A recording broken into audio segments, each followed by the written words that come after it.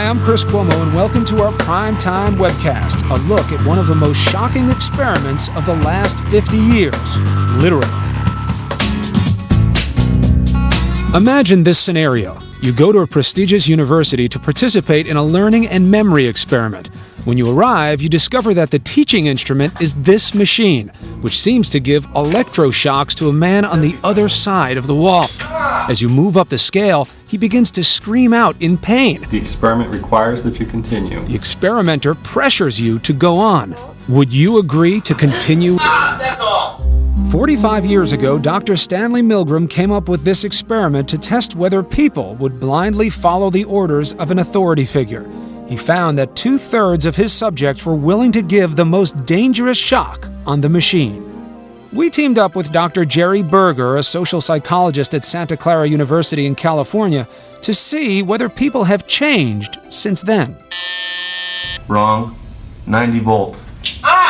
The typical response is to turn toward the experimenter and, if not say something, at least give a look that says, "What should I do?"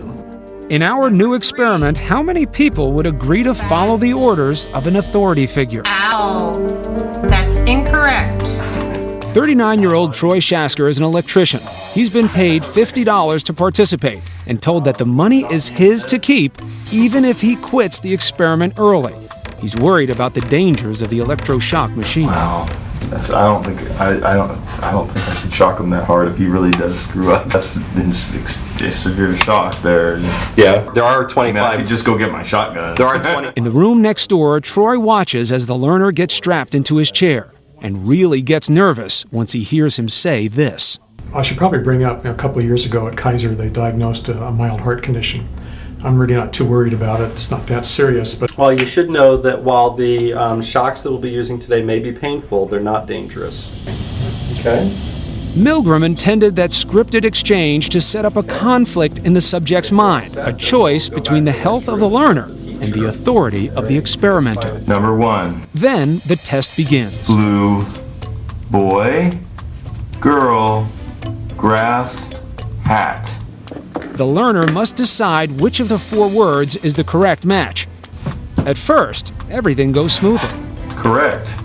I was confident that he was doing really good at first, and then it started looking bad. Then, at 75 volts, Troy hears the first sign of trouble. Soft, rug, pillow, hair, grass. Incorrect. 75 volts. I could actually hear him next door going, ow, oh, and he kept getting things wrong. Incorrect. 90 volts. He doesn't like that. At 105 volts, he's clearly Number 10. uneasy. I got a little moist on my forehead there. I wasn't comfortable. I can't tell you why I listened to him and kept going. I should have just said no. The correct word was duck. Rock, house. At 150 volts, Incorrect. 150 volts. That's all. will Troy listen as the learner begs him to stop, or will he follow Brian's orders? Tell them the correct word, pair of white. The correct word was white horse. And the next item, please continue. The next item is sad. He obeys the orders. Face. Why didn't you stop? I saw him getting strapped in, and they were just like little. I mean, he could have just, if he was in that much pain, he could have just tore himself off. Why are you putting it on him and not you or the experimenter? I was just doing my job. I was doing what I was supposed to do. 75 volts. So I guess the influence of having the conductor of the experiment right there next to me, telling me to keep going, had a lot to do with it. For the past 30 years, there have been severe restrictions on using humans in social psychology research. To avoid putting subjects under too much stress, Dr. Berger made a significant change to our experiment. In this experiment, you stopped at 150 make-believe volts. In Milgram, they went much higher.